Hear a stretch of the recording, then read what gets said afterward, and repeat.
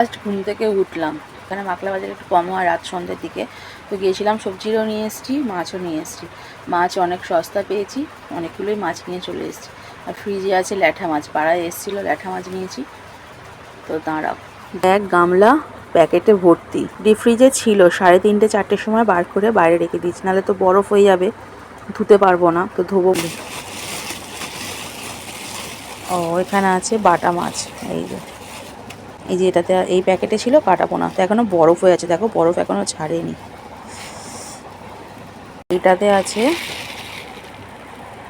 নিচে পড়ে গেল, জায়গাটা ছোট হয়ে গেছে। যাই হোক, এখানে আছে শাটিং মাছ।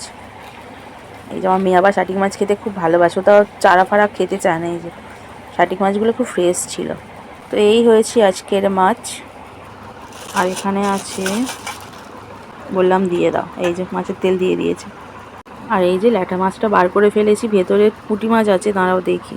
যে পুঁটি মাছটা কাটবো বলে তাড়াতাড়ি বার করা দরকার ছিল, কিন্তু বার করতে পারিনি। তো চলো, এই যে মাছ আজকে।